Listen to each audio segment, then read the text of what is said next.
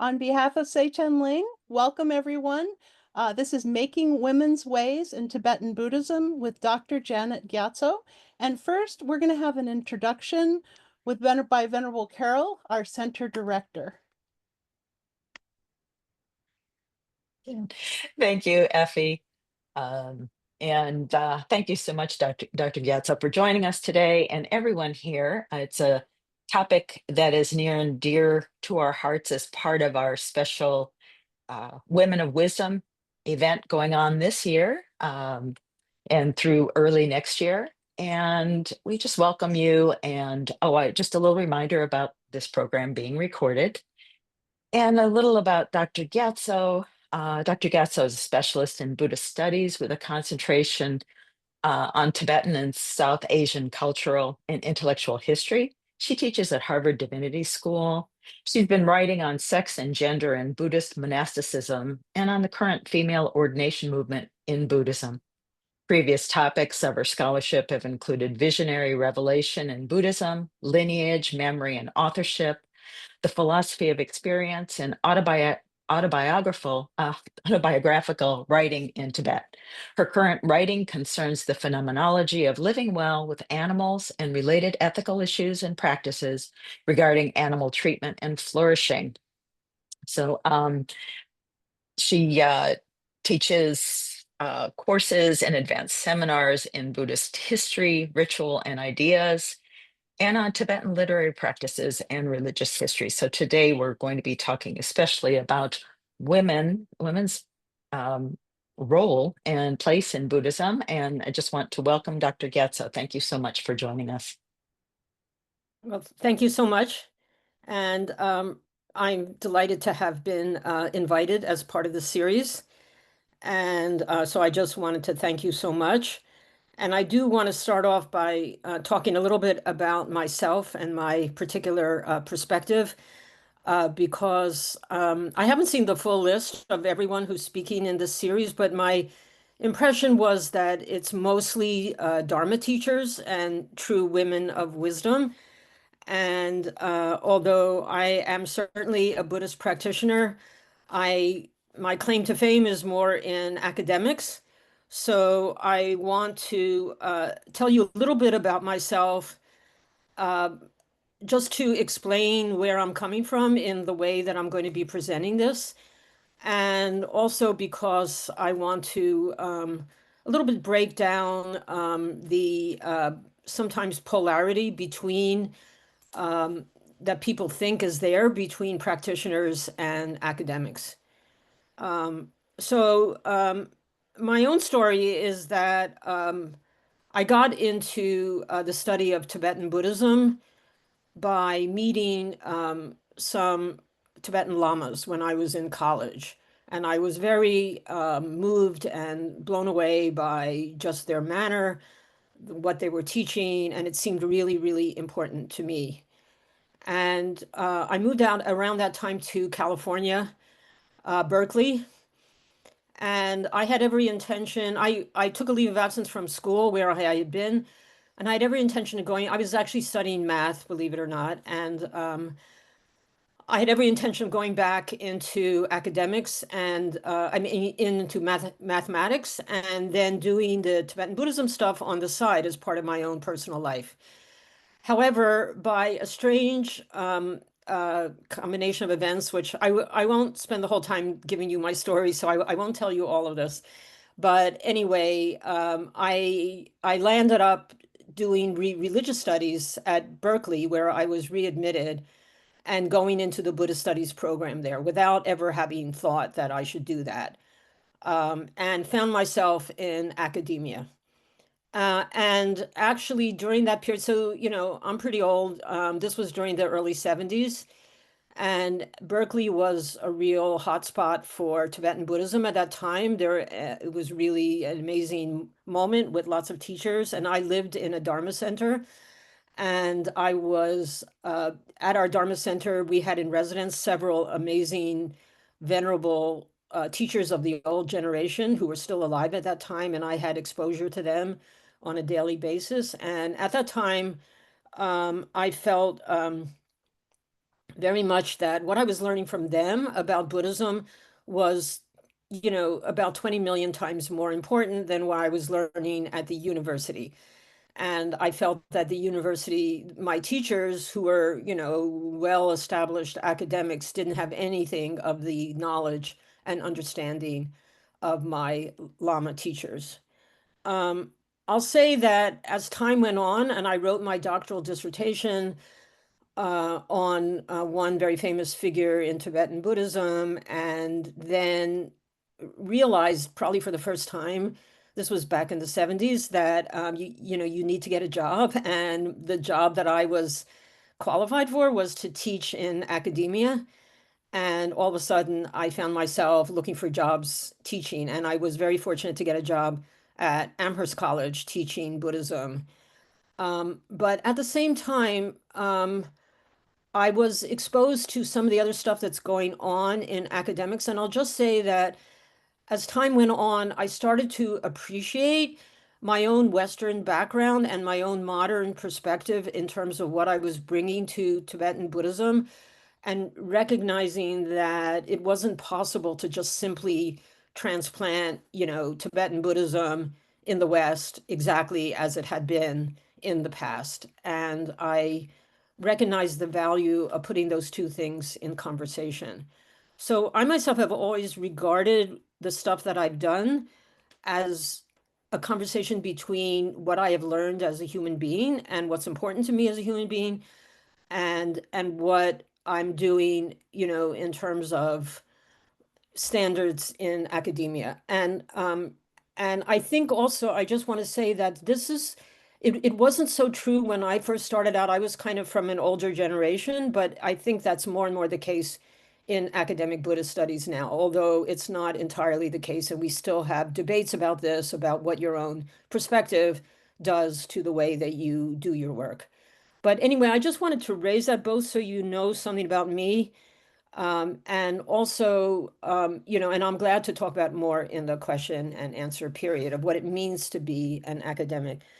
And I also probably should just say finally that a lot of my time, um, not so much now, but earlier on, was spent in Tibetan communities. So not only was I exposed to Buddhist teachers, but I was exposed to a Buddhist society, whatever that means, in particular in Tibet. So I had a lot of impact from what in some ways is a very different culture. I myself grew up in Philadelphia. I grew up in a Jewish family, um, and um, and is quite different in many different ways from what I did with Tibetans. So I want to just situate myself and what I'm doing. And and also the way that my talk is going to go today is, you'll certainly see that I chose issues that are really important to me, that I have some enthusiasm and energy for, like they mean something to me. So it's not just a dry academic study in like, oh, when was this text written? And what was the original language? I want to know always in what I do is, why is it important?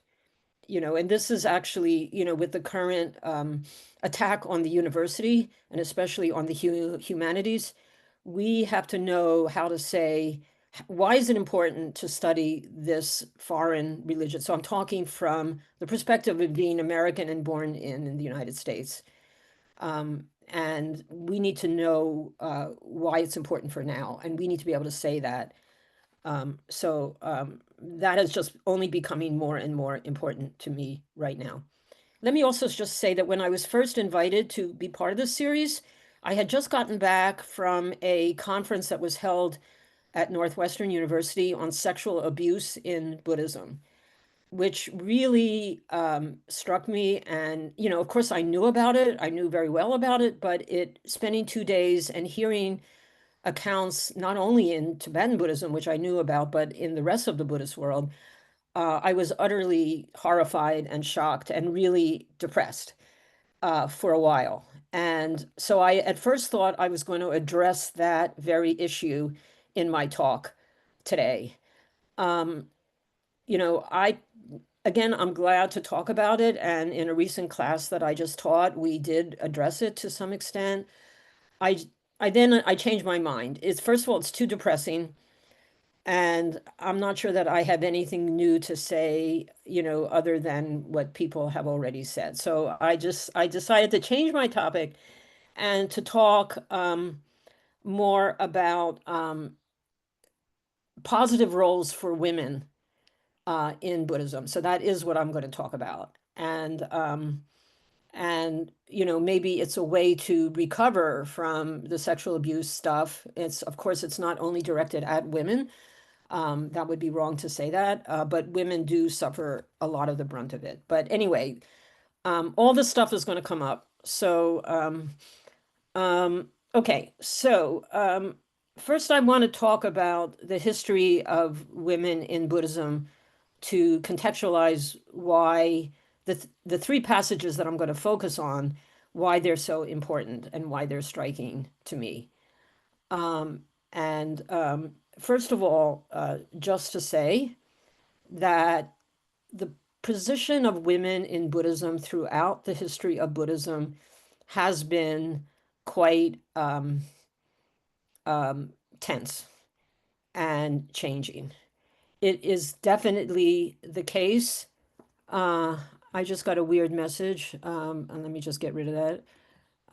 It said that they didn't think I was speaking English. Um, um, it definitely is the case that we have misogyny, androcentrism, and patriarchy in the history of Buddhism. So, but it's a mixed bag. It's a very mixed and interesting bag. And it's also hard to really understand what the history really is. And we're still, all of us who are either practitioners or scholars are still figuring what that history means and even what the history was. But some of you may be familiar with the Songs of the Elder Sisters or the Therigatha, which has been translated a number of times. That is a record of songs of women who were supposedly the disciples of the Buddha. And as far as scholarship has been able to tell, it seems plausible that this text represents the writing down of an oral version of women who actually were original disciples of the Buddha. So it's a very, very important text to show you the positive side of women in Buddhism. It seems to be the case that in the Buddha's initial entourage of students, he had both men and women. And these women, I highly recommend this book. I'm not going to talk about it in detail, but it shows the awareness that women have of certain issues of patriarchy and discrimination in their society in India at the time. It shows their feistiness, their willingness to challenge that actually. And also it shows evidence of how women in the Sangha, in the Buddhist Sangha at the time, supported each other and how they served as teachers to each other. So this is one piece of something that seems really true and early of Buddhism that it was quite, you know, egalitarian and understood maybe some of the gender problems, but was trying to get away from it. However, we also know that as the Buddhist monastic communities started to develop, and as I'm sure you realize, monastic communities were very much dependent on the support of the lay community. And if the lay community respected men over women, it was going to be a reality that that men's monastic communities were going to have more power and more support. And it also seems that as time went on the one hand, you had a stronger kind of rhetoric amongst men's writings about how women were the danger. Since monks and nuns are supposed to be celibate, um, for monks, it's assuming a heterosexual kind of normative view, basically, and that the main danger to men's practice were attraction to women. And I'm assuming, and we have some evidence of women were writing in the same way about men, but not all of those writings, or not too many of those writings, have survived. So what we see in the late centuries BC and the early centuries CE is a increase of writings that talk about how women are dangerous, they're trying to tempt us, they're snare, and it's basically comes out as an anti-woman rhetoric. And it's also assuming that the main practitioners are men. And that rhetoric was dominant in a lot of the texts that we have that survive, say, from the early centuries CE. And it seems that there was a real trend in Buddhism becoming much more male-centered. Uh, and um, and we also know historically that a lot of the nun communities started dying out. And in fact, we know even today that in a lot of countries, the so-called unbroken lineage is broken for women, and there are no longer any women for example, in Tibetan Buddhism, who hold a direct lineage back for full ordination. So what happened was, with less support of women's communities, the women's communities were not able to survive very well. They did in some places, and they didn't in other places. So it's a very long story. However, the good news is that you do see in certain early texts a response to this misogyny. There are sutras which very specifically take up, they don't talk about the history, but there's a whole chapter, for example, in the very famous Vimalakirti Sutra, there's a whole chapter in which there's a big debate between an elder male monk and the female, she's portrayed as a goddess, but they're talking about gender. And she is making fun of his views. And, this is a text, we don't know exactly who wrote it, and we don't know why this was made into an issue. But what we can see is that it was an issue, that some people were uncomfortable with the sexism in Buddhist monastic communities, and they were trying to respond to it. So that's really important for us to know. I mean, that's what I just mentioned is not the only case. There are actually lots of cases of that, and there's histories of that. But you see it being raised as an issue. I think that mostly who won the day in the Buddhist world were men.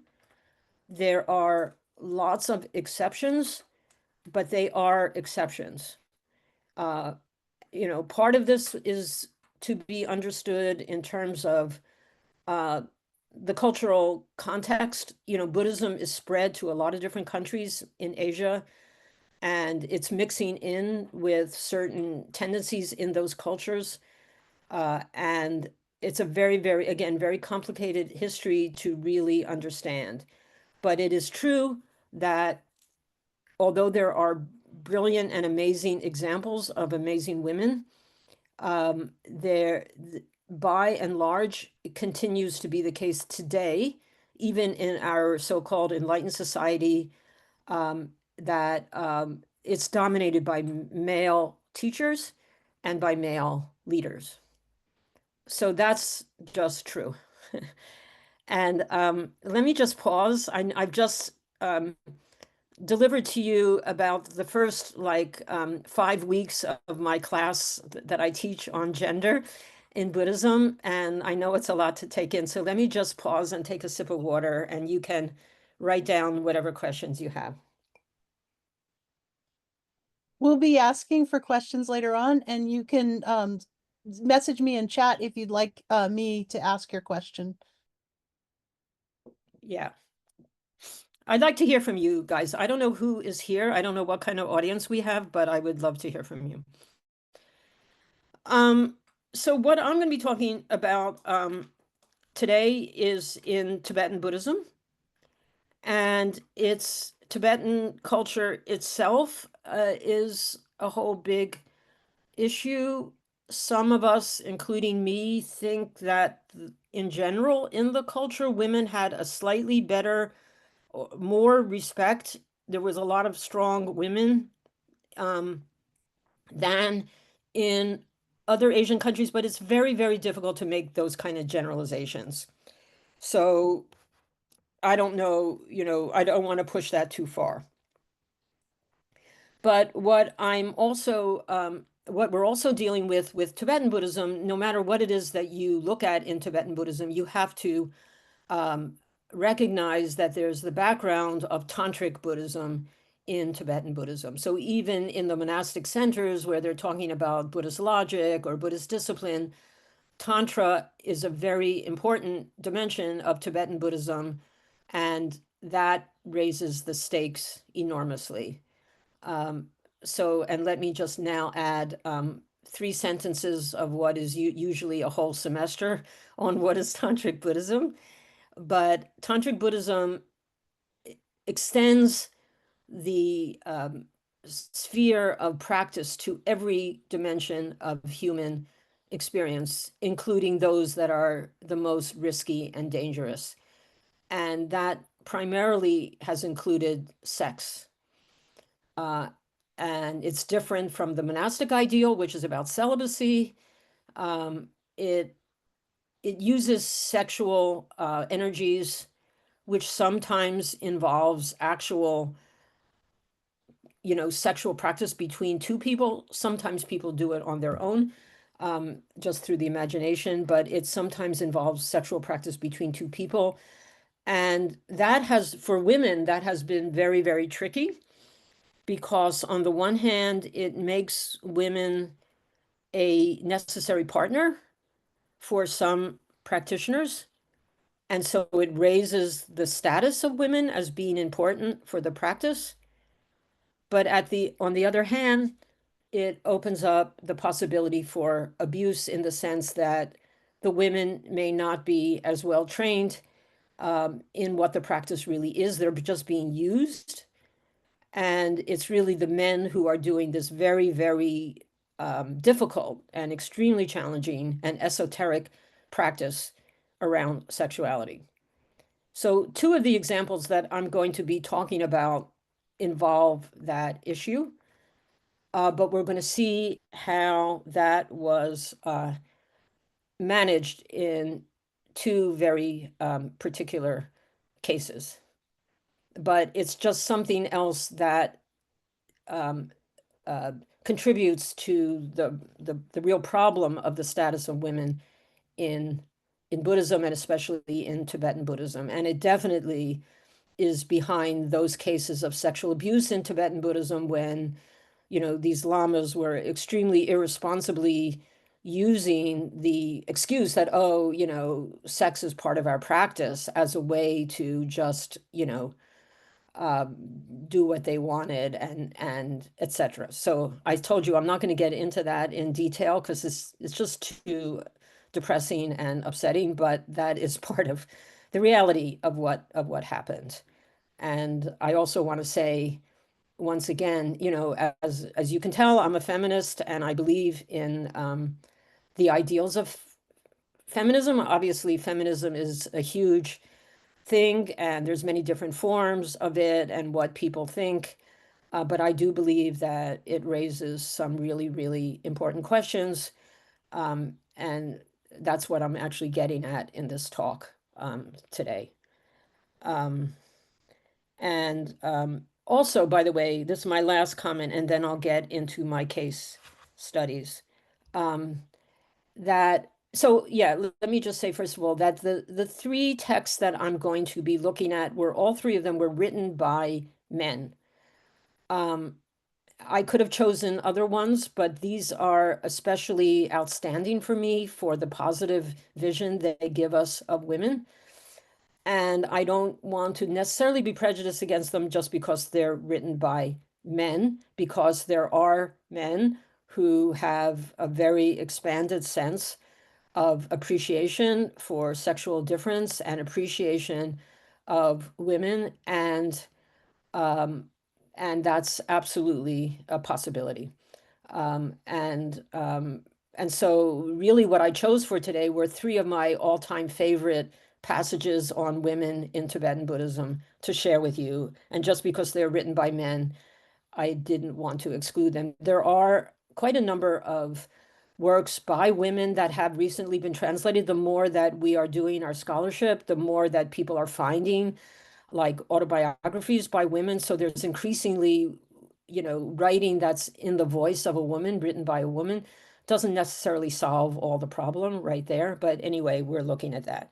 But what's interesting in all of these works is that I think there is a type of feminism operating in them. So this is my final introductory comment is that one of the criticisms that is directed, for example, at the Bhikshuni ordination movement today that's going on, where women are trying to reestablish the full ordination of nuns, and which takes special efforts and is motivated by a desire for women to be able to have full access to the status of being a fully ordained nun.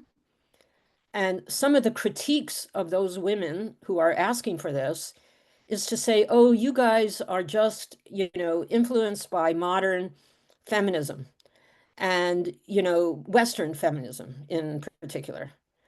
And and you're really, this is not the real spirit of Buddhism, and especially it's negative on the sort of so-called Western elements.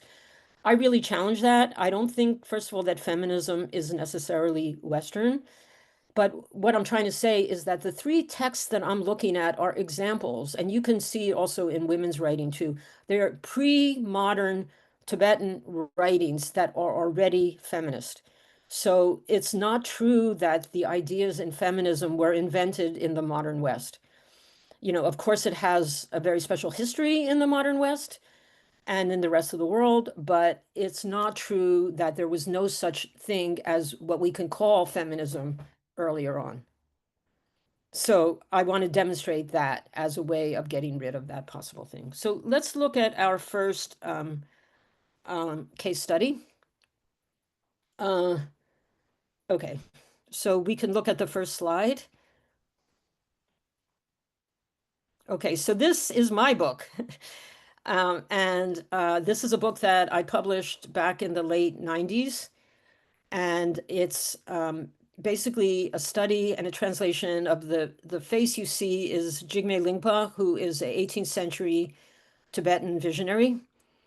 And he wrote what's called a secret autobiography, which is the reason it's secret is because it's talking about very intimate visionary experiences that he had about his life and as a way of exploring how he gained the realizations that he gained. So there's a whole lot to say about this, but basically he goes through a whole bunch of different experiences that he had while meditating or also in dreams or also in other parts of his life that sometimes it's hard to know whether he's talking about a vision or whether it's like just when he was in regular consciousness. Really fascinating and also very, very beautifully written. The reason that I worked on this is the first main book that I wrote is because of how beautifully it was written and also how complicated and honest. And by the way, I got a number of critiques about this book. I mean, I got praise, but I also got critiques from some practitioners of Tibetan Buddhism who, because I was one of my things I was trying to show is that Jigme Lingpa was very much of a human being. Can we see the next slide? Yeah, this is the same image. This is the full painting of him. It's a very beautiful painting that somehow got out of Tibet.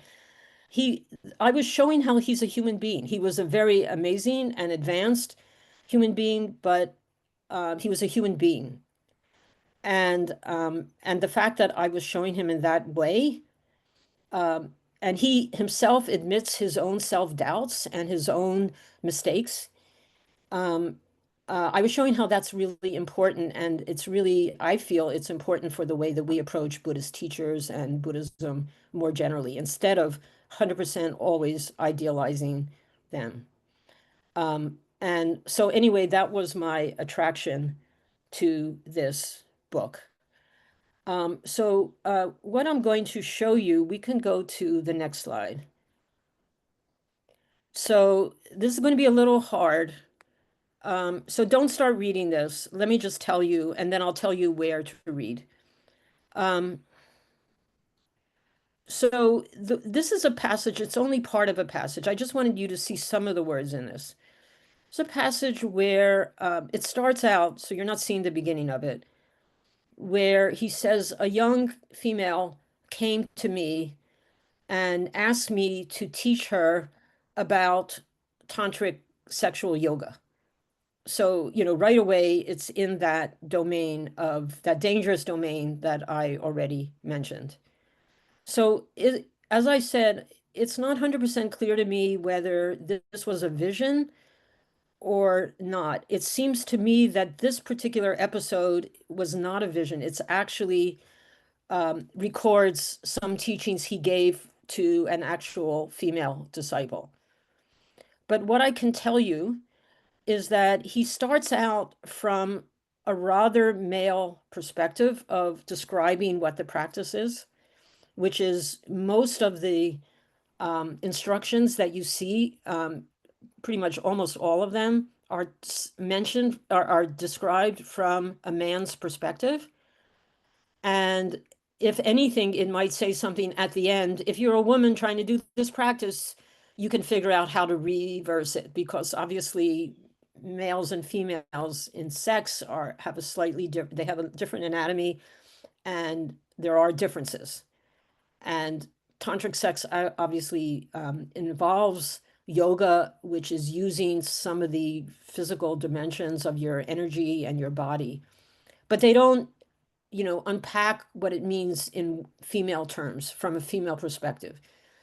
And he talks that way too. He starts out, so it's a long passage, and he's talking about it and describing it. And then what you see on this page, and I won't go through all the details. If you want to read this book, go and buy it.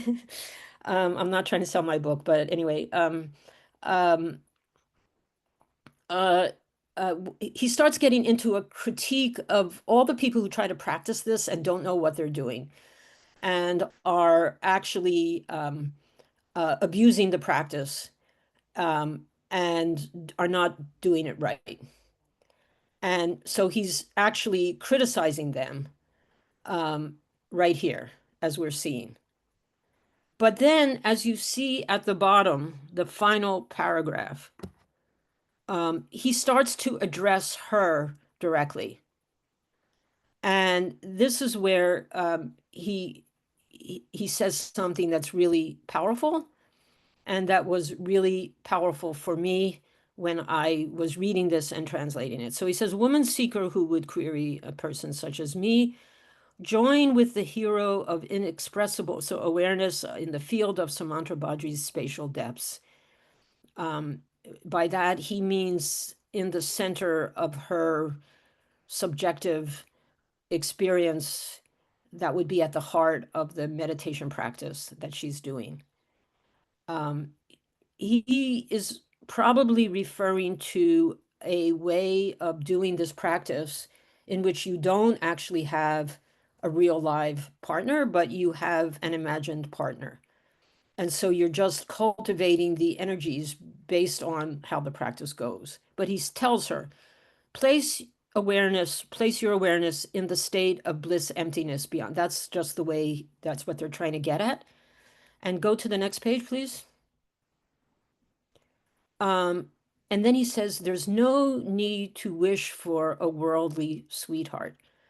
It's a really striking line. She is a young woman, and he's trying to say, do this practice. Don't think of trying to get yourself into the usual path for women, which is, as he says in the next lines. So he says, those who think that one who has no husband and worldly trappings has no fortune or key instruction have a gravely deluded conception.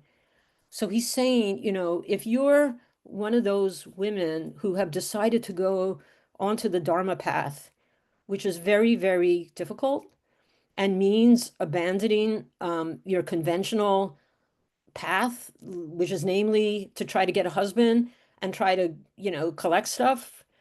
And don't think bad of yourself. Don't think that, oh, you failed. And the reason that you're doing this practice is because you couldn't do what you really were supposed to do, which was to have a husband and worldly trappings. First of all, I just think that the way he's talking here, I think women can relate to this very much. And the fact that he's telling her that is he's taking her position. And then he's praising, I'll skip the next paragraph. He's praising the path that he's telling her about. But he's saying this is a really great path. And then he has these two paragraphs, you can see them, where he's giving the metaphor of shooting an arrow. So bend the bow. So he's using like poetic language. Bend the bow of practice without slack. Attach the bowstring of commitment that's not feigned. Draw together the thumb and notch of connections and aspiration. And then he says, to shoot the arrow is to shoot at every kingdom. To hit is to hit those with whom there's a karmic link. To satisfy is to satisfy their every wish so that your accomplishment is to accomplish Buddhahood in a lifetime. And then he says, since this is not to be practiced by everyone, it's sealed with the letter A, as if it were a stolen gem. In other words, he said, this is his secret teachings. But this is what he's telling her. And these lines, to shoot the arrow means shoot at every moving target. You're only going to hit some of the time. You're only going to hit the ones with whom you have a karmic link. And then you can act as a bodhisattva and you can accomplish Buddhahood in your lifetime. Is, in my view, again, I got the chills when I first read this. It was I hope you are too, maybe you're not.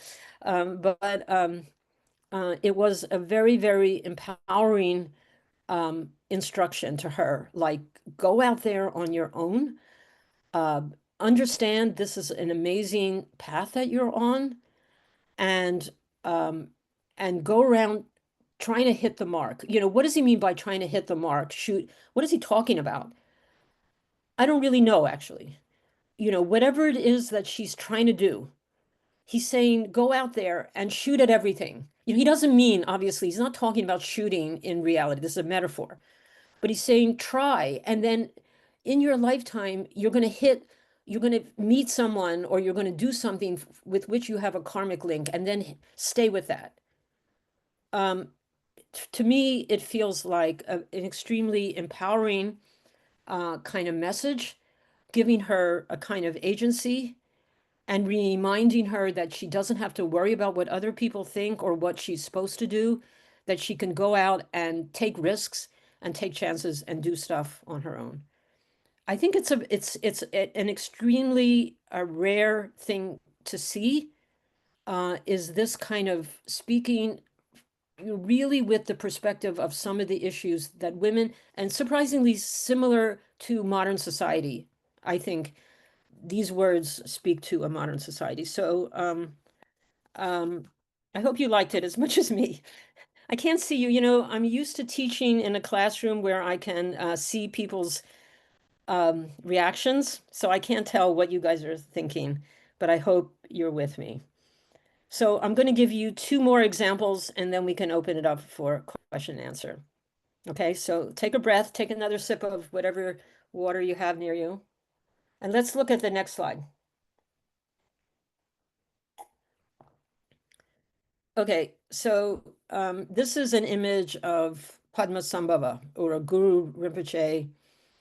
Probably most of you know he was an Indian tantric master from probably the Pakistan, contemporary Pakistan area. And he was invited by the very early kings of Tibet when they were first trying to introduce Buddhism to Tibet. And he was the one who introduced Tantric Buddhism to Tibet. So he's a hero. He's a major, major figure of Tibetan Buddhism. And one of the things that happened is that when he got to Tibet, he took as his own sexual consort the wife, one of the wives of the current king of Tibet who had invited him as his consort. And that's, so the next slide, please, is Yeshe Tsogyal. Unfortunately, that image got cut off, but anyway, so I don't have a good image of her. And there are quite a number of images of Yeshe Tsogyal as well. Yeshe Tsogyal is a Tibetan woman. And what I'm going to talk about is the story of her life. So the story of her life is part of the whole story of how Padmasambhava came to Tibet and that whole big thing. But they are also several versions of her life story, which are really, really fascinating. And that's what I'm going to be talking about today. This work was written also by a man. It's by a yogi. We don't know so much, or people haven't studied him so much. He lived in the 17th century, 1655 to 1708. He was basing the story on earlier versions of her life story. And actually, some historians are not sure that the story is even true. I mean, most people accept that Padmasambhava was real, a real historical person. Some people are not sure that there was such a person named Yeshe Tsogyal. I'm pretty sure that there was. I can talk about that in the question answer if you want to know. But what we're looking at is not necessarily the historical Yeshe Tsogyal, but how her story was told at the height of Tibetan Buddhism in the 17th century by this male yogi. So this is the version. You might have seen the book Sky Dancer, was translated by Keith Dowman. There's several other translations as well. And it's a kind of amazing story, which it starts out about how when she was young, her parents were trying to force her to get married and she didn't want to get married. She wanted to practice the Dharma. And they were really like, chasing her and trying to capture her and being really cruel to her. And she finally was saved from this by the king who wanted to just stop this. And so she became one of his wives. He had several wives. And then when Padmasambhava came, she became the consort of Padmasambhava and was no longer the wife of the king. I mean, that story itself, this is a very complicated story. When I teach this in my class, we spend a couple of weeks on it and we have to work through a lot of the implications of what it means for her to have been transferred between, husbands and so on. But what starts to happen is that he gives her very detailed instructions from a female perspective of how to do all of Buddhist practice, including, by the way, tantric practice. I'm not going to talk about that. I'm not talking about it in detail anyway, but if you're curious, it's an actual description of the practice from a female perspective, which is rare. But anyway, there's 3 episodes in that book that I just want to mention. One of them is that at a certain point, she goes into retreat by herself. She has a very hard time. She's in the mountains in a cave. And at one point, she goes back to meet Guru Rinpoche or Padmasambhava and asks him for help. And he's trying to encourage her about how hard the path is. And at one point, he says to her a kind of amazing statement. He says, you know, anybody who practices this path very diligently can have success. However, all other things being equal, females have a better capacity to realize enlightenment than men do. That's a totally amazing statement.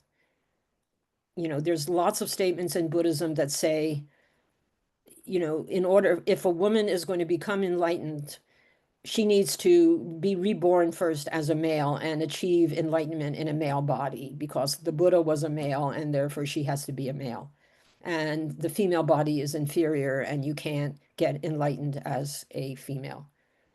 And then that gets reversed, as I was saying before, but that's out there. And the fact that he says women are better, you know, he doesn't explain why. And I was really curious about this when I first read it. There's a whole side story, which I don't have time to tell you right now, but when just briefly that one time I went to Tibet actually in the 90s, and I met with a very amazing female teacher who was up in the mountains in northern Tibet. And she had a granddaughter who she was um, teaching how to do a meditative practice. And I tried to discuss with the granddaughter, what did Padmasambhava mean when he said women have a better chance of gaining enlightenment? And the granddaughter didn't give me a clear answer either. But she said something about the physiology or the anatomy of the female is more open, and therefore it's more accessible to get real yogic experience. I don't know, you know, what the text means and what it was, why it says that. But what's interesting to me is that he said it at all. And that this is, you know, it's something to ponder. And we can make up what the meaning is, or we can try to figure out how people have interpreted, which is what I was trying to do. But so let me just leave you with that. That's one thing in that whole big story.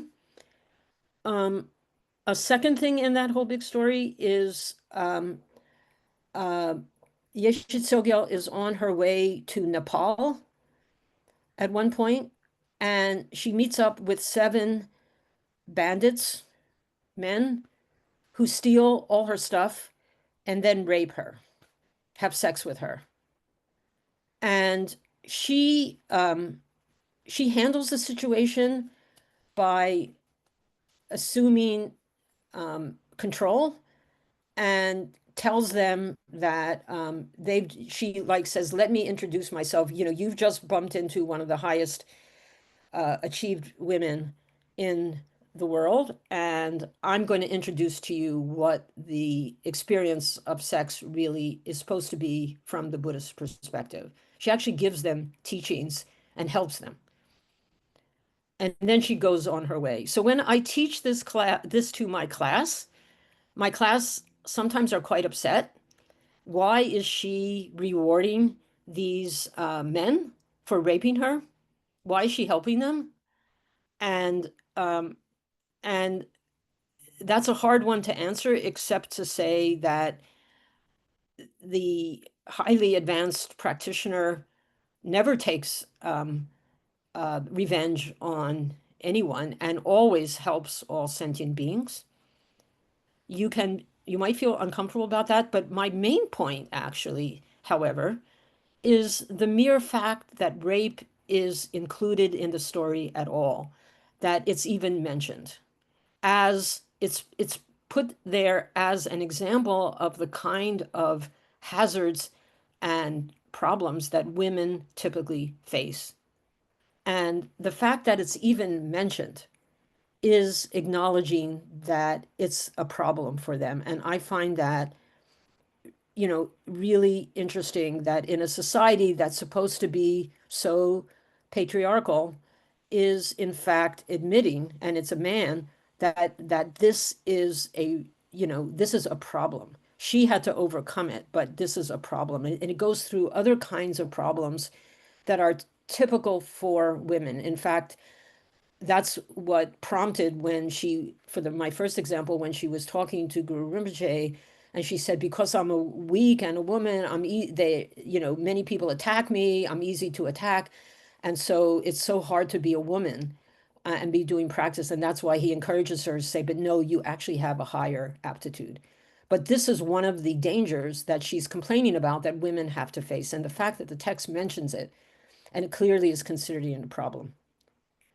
Let me also say that a third episode in this text that's really amazing is that when after Guru Rinpoche has taught her, and actually on the very journey when she's on her way to Nepal, why is she going to Nepal?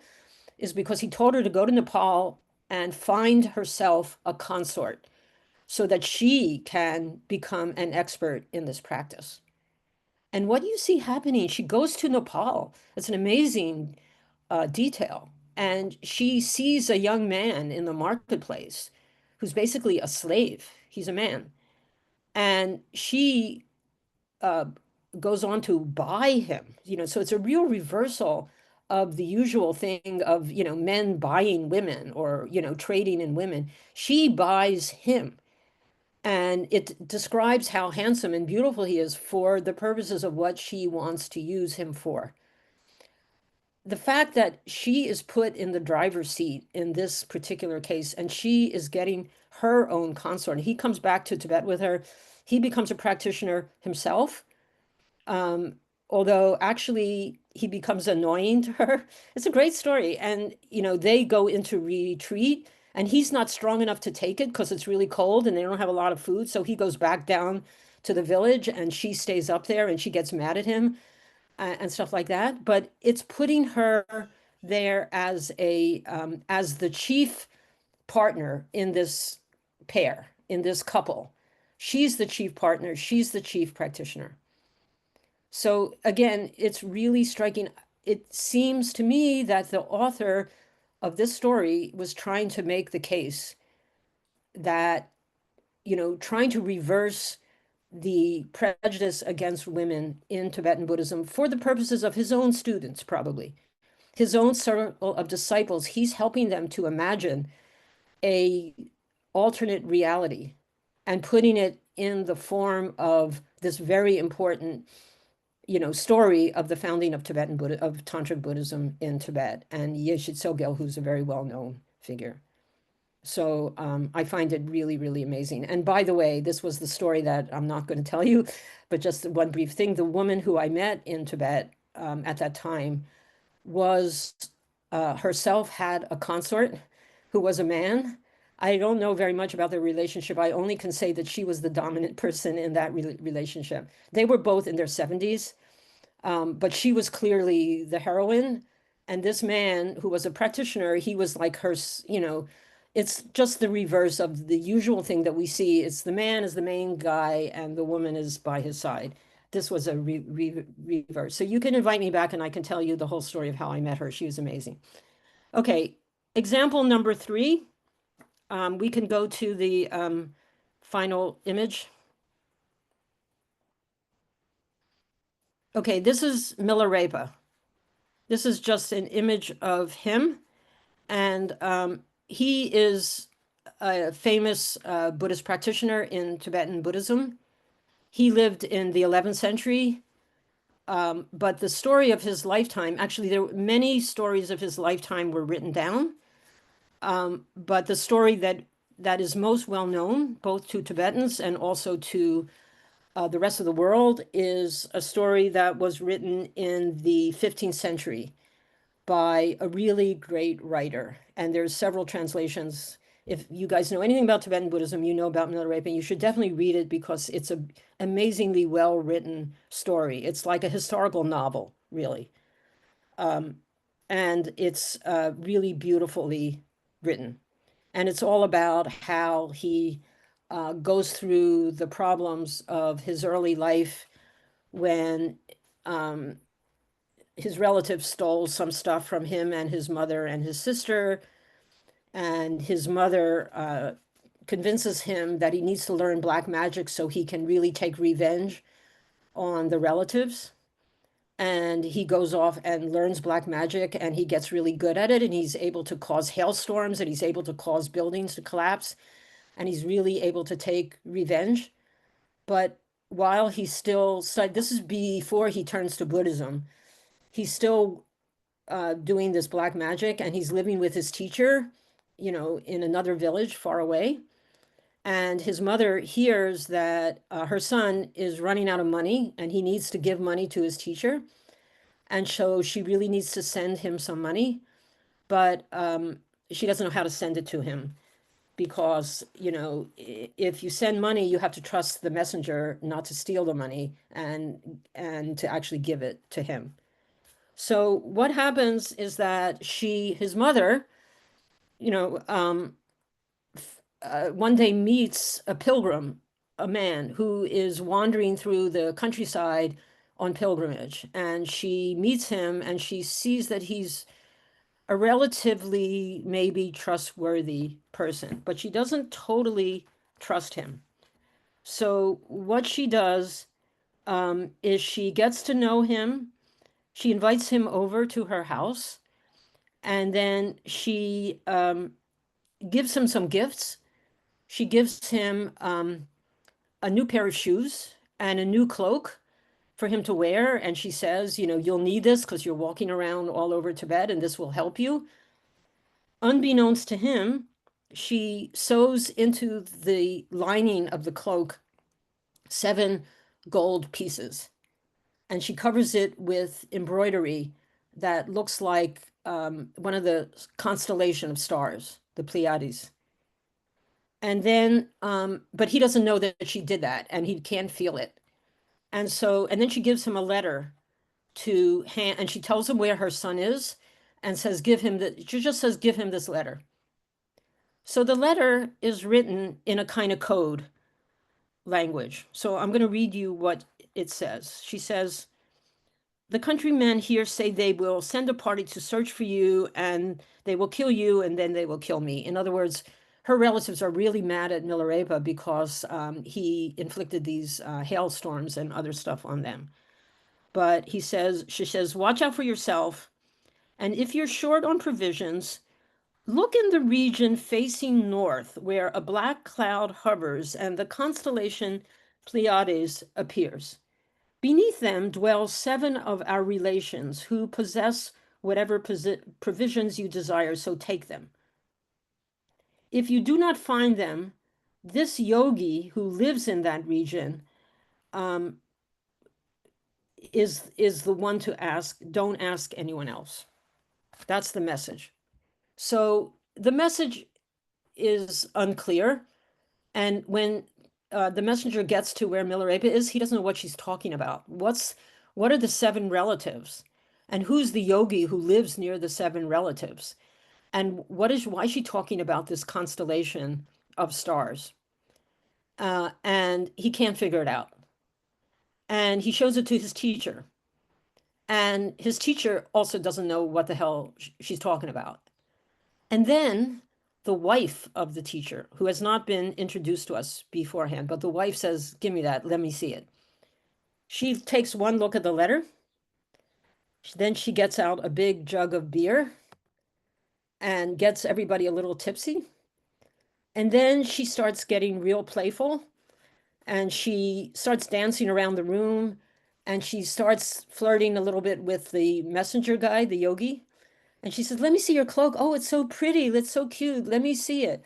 And she puts it on and she starts dancing around with him and she dances into the next room and real quickly gets out her scissors, cuts out the 7 pieces of gold and gives back the cloak to the yogi. And he doesn't even know what happened, nor does anybody else. So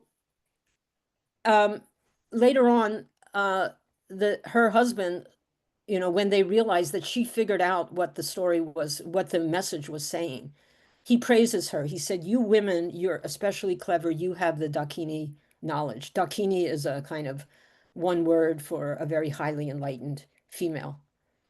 And this is a really, really interesting story for me because what it's talking about is how women, first of all, use code language sometimes, and women can communicate with other women who understand that code language better than men do. In fact, women are better at understanding code language than men are.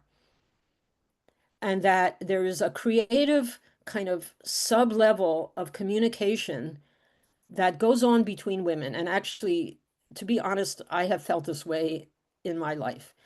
There's a kind of level of communication that women achieve with each other coming out of maybe their similar social position that enables them to communicate with each other in this creative way that is an alternative way of knowing things that might be just as valuable, if not more, than so-called patriarchal male ways of knowing, which are sort of sometimes more logical, but clueless about certain implications or poetic allusion, etc.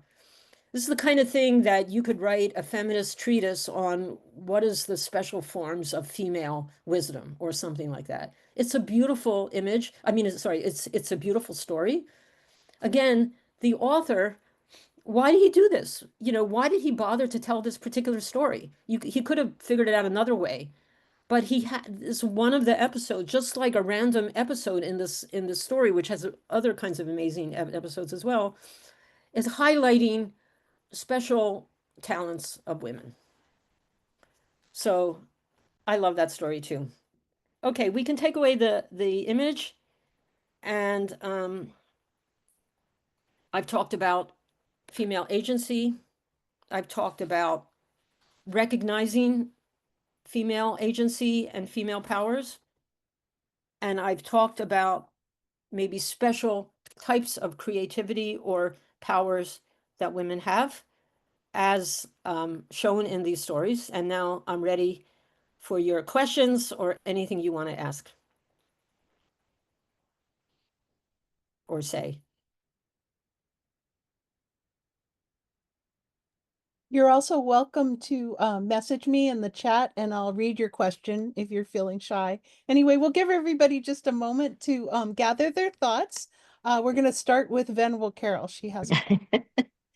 Uh, Thank you, Dr. Gyatso. This has been pretty amazing. And actually, I have a couple of questions. The first one, when you mentioned about Vajrayana practice, and I started thinking about, just what I've basically just heard about this. I've never really studied this in any depth or anything. But when you mention about like women as partners with, say, advanced practitioners, is there something, I mean, isn't my understanding is that from a textural viewpoint or instruction, that the practitioners who are like practitioner and consort, if you will, if you want to term it that way, that the consort needs to be qualified as well. Is this the case? But you mentioned in your stories about like even Yeshi Sogyal being told by Padmasambhava to take a consort, or is there something that is a little maybe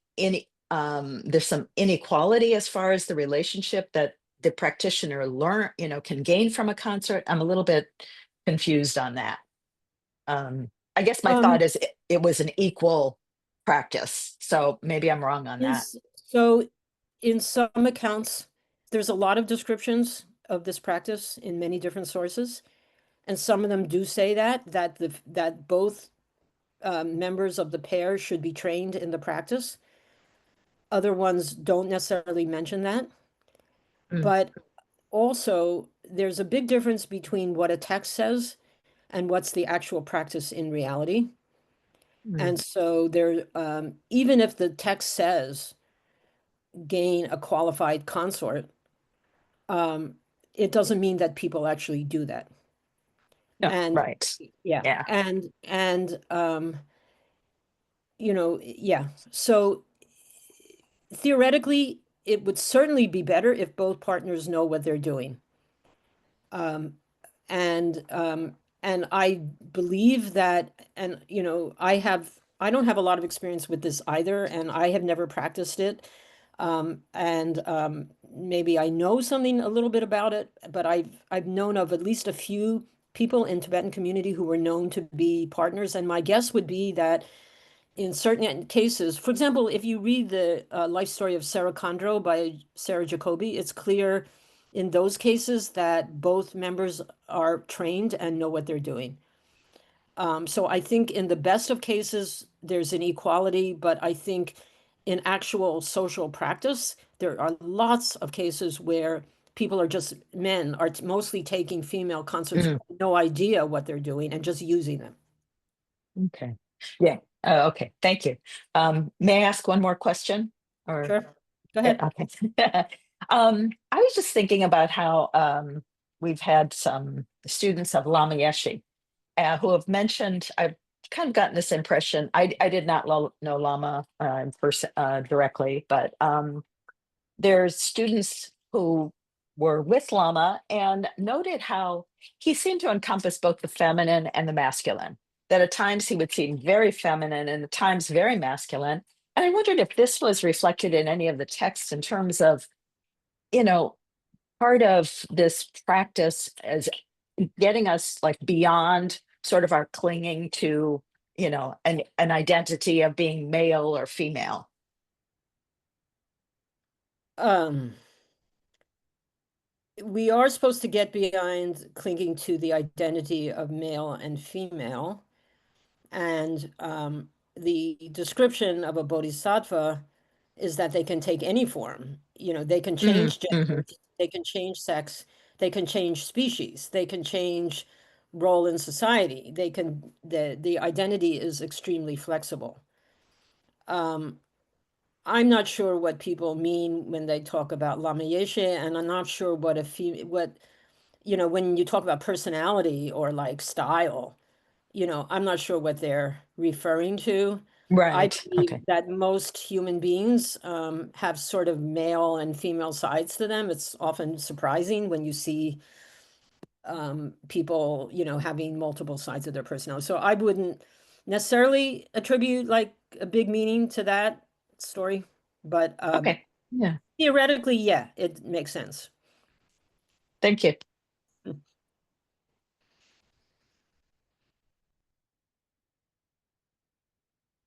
Also what is a female personality in Tibetan society versus what is a female personality in our society? And of course, our society is very various. I think different people have different ideas of what is a female personality. So I'm not sure whose idea, who was reading Lama Yeshe.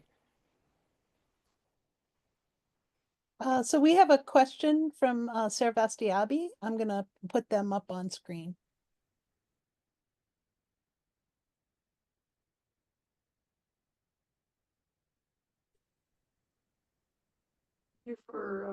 Thank you for your sharing with us. I've really enjoyed hearing these stories. I was wondering a little bit about, because you've been in academia for a long time.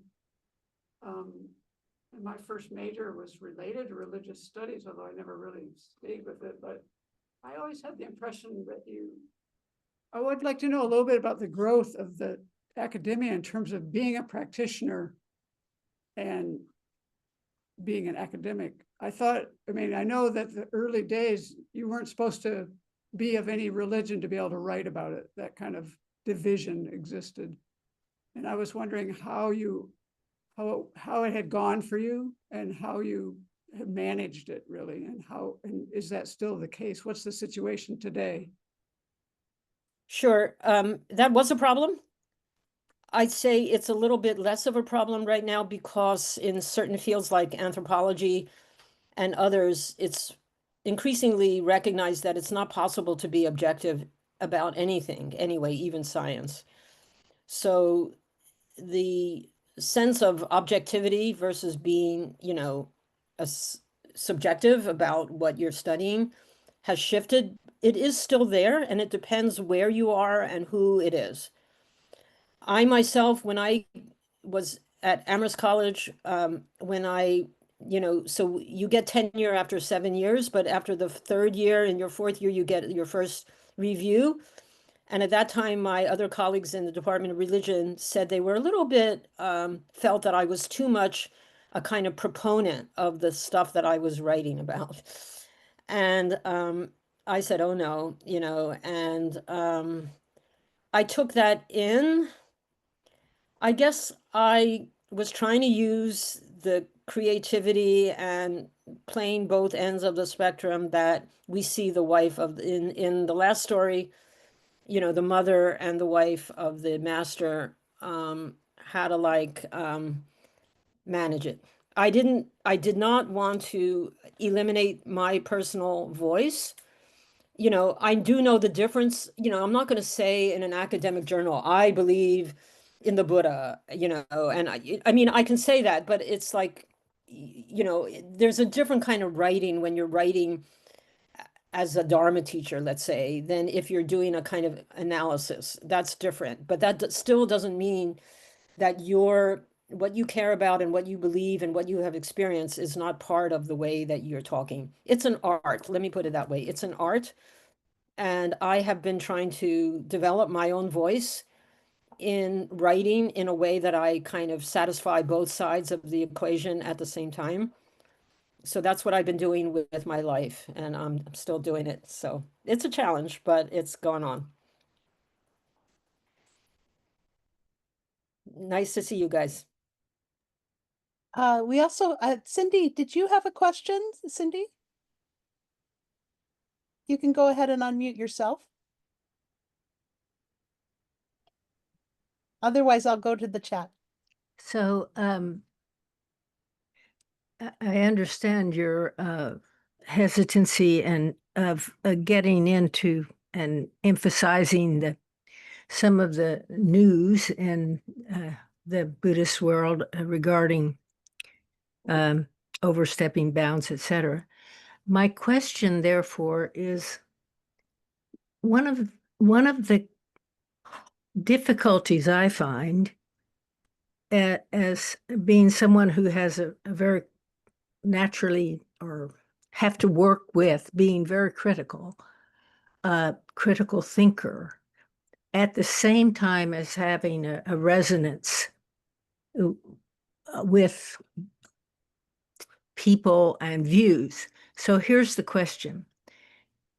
Can you enlighten us as to how one is critical at the same time as not losing that positive propulsion, and how one is critical with respect towards view or towards teachers? So that the other day I was in a setting with 6 women who've been in Buddhism most of their lives, and I wanted to discuss certain things that I thought I could do with these colleagues, but they felt it was, there's this sort of fear that we're losing respect by discussing certain things. That can be view, that can be a person.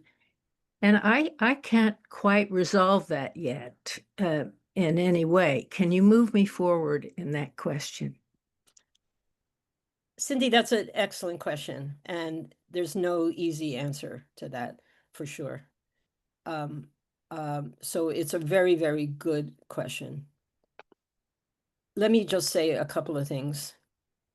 Number one, when you take a teacher, when you take someone as your teacher, many of the texts talk about how important it is to be very cautious before you give your trust to a teacher. So you need to really get to know that person relatively well and be certain that because you're handing over a lot of trust to that person.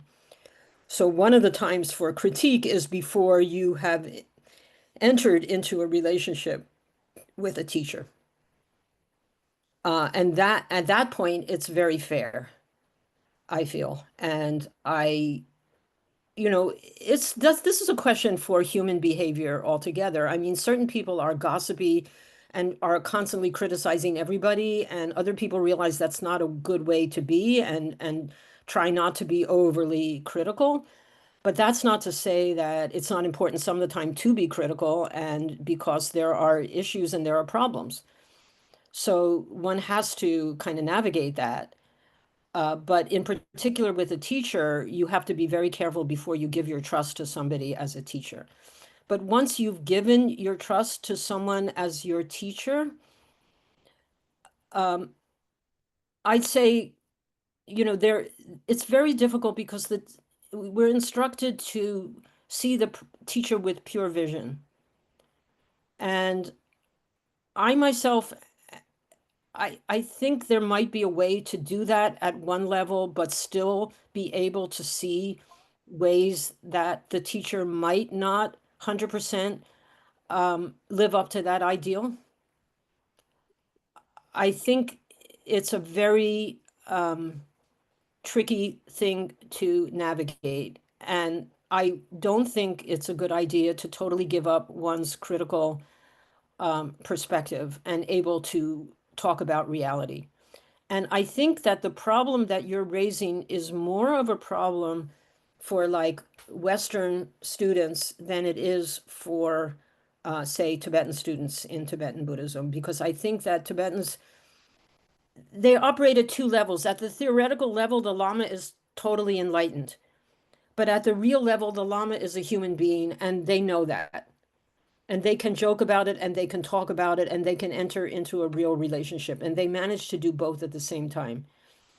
And exactly how to do that's a really difficult question. I only can recommend to you the great story. Have you read the life story of Milarepa?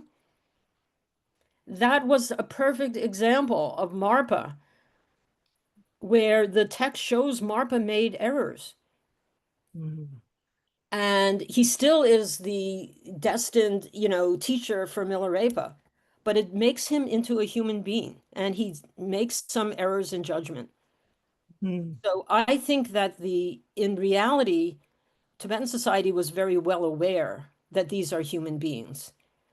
And when they're talking about seeing the teacher as an enlightened Buddha, it's in a very special sense only. And I can't tell you more of exactly how to do that. But I think, there's ways that you can see the huge value of what the teacher is giving you, and at the same time, at another level, be aware that they're not perfect either.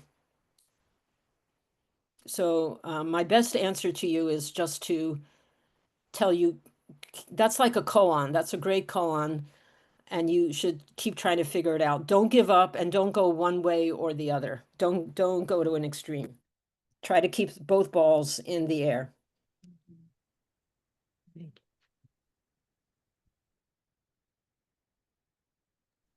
Okay, I have a few things from the chat. I'll just go ahead with those now. First, just a comment. Thank you very much for the amazing stories. And could you tell us the author of Yeshi Sogil's story that you were quoting from? So the author is named Daksham Nuden Dorje. But the book that you probably want to get, the translator is Keith Dowman. Should I type this in the chat? Sure, if you don't mind. Otherwise, you could just send it to me. You could text or email it to me, and I can send it out with the recording to everyone. Yeah, That my might chat be is easier. Huh? disabled. Yeah, so I don't know whether you're asking about the original author of the text or the actual book that you can buy on Amazon.com. I think probably they're asking about the book that we can buy easily. Okay, it's Keith Dowman. So the Dowman, the title of the book is Sky Dancer. Don't read his introduction. I don't like his introduction. I'm sorry, Keith. I used to know him a long time ago. It's too whatever. It's too male, actually. Just don't pay attention to it and read the translation is probably pretty good. Okay, and then the next question that we have from the chat, I'm asked to ask you to comment on your impressions on Tibetan Buddhism in America, anything that you have to offer on that subject. Mm. That's a hard one to answer.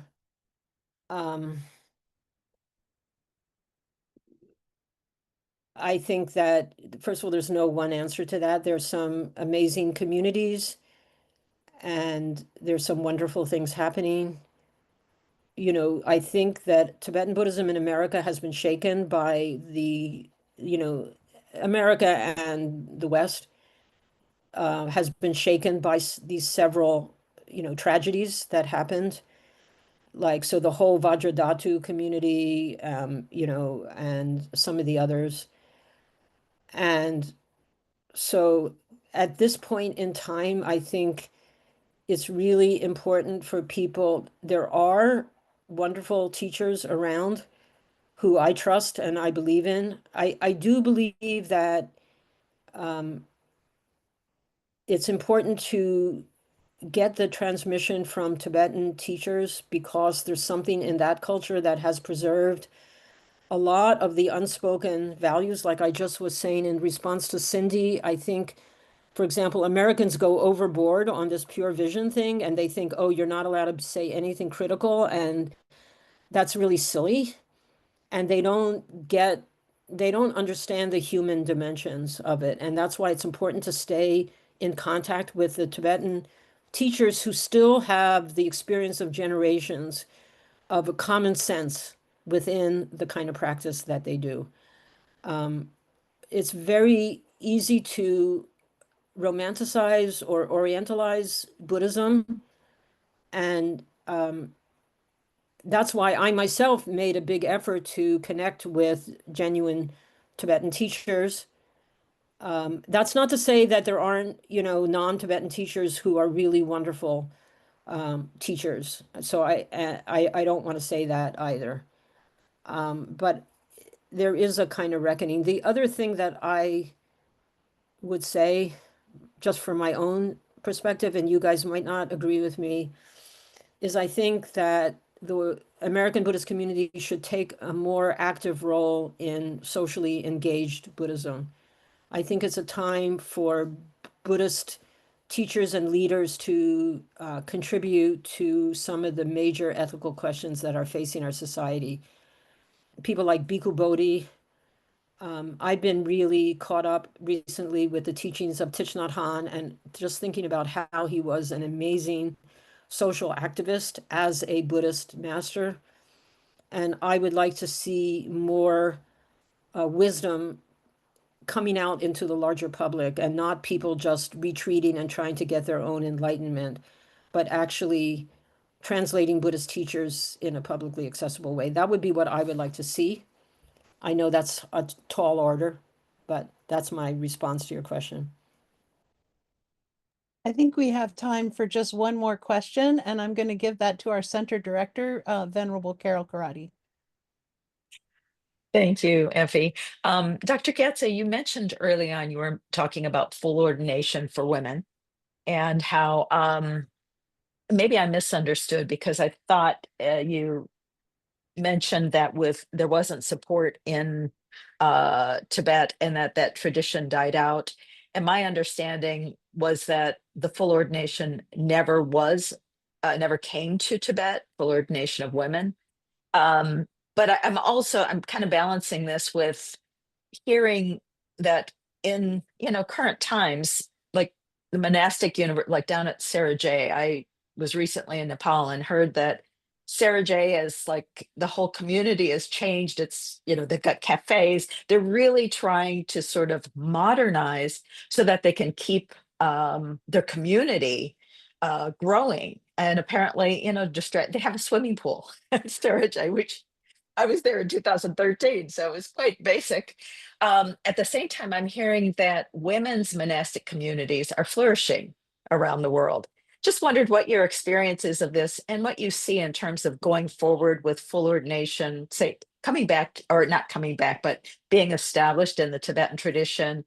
And I know from my side, the idea of women practitioners and nuns being having access to the Geshe studies programs, so important. Anyway, if you could just comment on that, please. Well, first of all, you're right that the ordination lineage didn't really come to Tibet, but there's individual women who were ordained as bhikshunis in Tibet. And one of them was Dorje Pommel. So there are historical records. In some people's biographies, they mention that they gave bhikshuni ordination to a woman. We don't know exactly how they did that, but you're right. In general, the full ordination never actually got to Tibet. Full ordination still is a problem in Thailand. Full ordination for Buddhist women in Sri Lanka is doing relatively well, I believe. It was restored in Korea about 100 years ago, and it's doing very well there. In the Tibetan case, there was recently a full ordination, I believe, in Bhutan. But the Dalai Lama previously had been trying to get the major monastic groups to find a way to give full ordination to women and was not successful, so that many people who practice Tibetan Buddhism, women, get their ordination in Taiwan still. So it's not fully established by any means. And the Karmapa was trying to do it, and then that kind of collapsed. So it's still in progress. And it depends where you're talking. In Sri Lanka, originally the women went to Taiwan and got ordination because the Chinese tradition seems to have preserved the ordination tradition. They're pretty much the only one. Those women came back to Sri Lanka and then started to establish their own ordination platform in Sri Lanka. So now, and I believe they moved it from the Vinaya tradition of China into the Vinaya, the Theravada Vinaya of Sri Lanka. So that's one of the problems, is there's different Vinaya traditions that are not that different, but they're sort of different. So this is an ongoing project. It's not fully achieved yet, but it's going in the right direction. People studying as chemos or geishas, women, that's not directly connected to being a nun or not. That's a different question. But there is a lot of improvement for women in many parts of the Buddhist world, but it's not complete, and it's still a problem. So onward, everybody. I just want to say to you that if any of you guys want to write to me directly, you can feel free to email me. You can find my email online, and I'd be glad to answer your question. Great. Thank you so much, Dr. Janet Gyatso, and thank you to everyone for being here and supporting this program. I just have a few words I'd like to add here at the end. For Women of Wisdom, celebrating the living legacy of Buddhist women, Tse Chen Ling is proud to have partnered with key organizations whose work aligns with the aims of the series. The mission of the Treasury of Lives is to provide access to Tibetan history and religion through the life stories of all people from the region. However, with such a shockingly low number of biographies being of women, the Treasury launched their Women Initiative, a dedicated effort to better balance the site with the goal of publishing 100 biographies of women over 3 years. For our Women of Wisdom series, we are highlighting one of the bios from the Women Initiative at the end of each presentation in the program. We heartily encourage all those attending events in the series to explore the work of the Treasury of Lives. And so today we're looking at Pandro Tari Lamo, who lived from 1938 to 2002. Numerous prophecies accompanied Tari Lama's birth. They're based on such prophecies. Tari Lama was recognized at an early age. In her youth, she studied closely with her father, and from him she received transmissions for his entire corpus of treasury revelations before he passed away in 1945, when she was only 9 years old. Throughout the 80s and the 90s, Tari Lamo and Natru Rinpoche revealed treasures together and taught widely throughout the region of Golak and beyond. They held and transmitted 3 principal treasure collections their own treasure corpus in 12 volumes, that of her father in 16 volumes, and that of Dudjom Rinpoche Jigel Yeshe Dorje. So thank you so much, everyone, for being here. Thank you again to Dr. Janet Gyatso. And well, I hope you'll check out our website for more programs in our Women of Wisdom series, including a great program that we have going on tomorrow morning on retreat with Paula Chichester. So hope to see you again here in the Zoom room. Thank you very much. Thank you, especially Dr. Janet Gyatso. Thank you, Dr. Gyatso. Thank you, everyone. Thank you, Effie. Thank you, Cindy. And please, visit the Treasury of Lives. It's an interesting project, and hope to see you, or at least some of you, tomorrow for Paula Chichester's talk about retreat. So thank you and have a great day.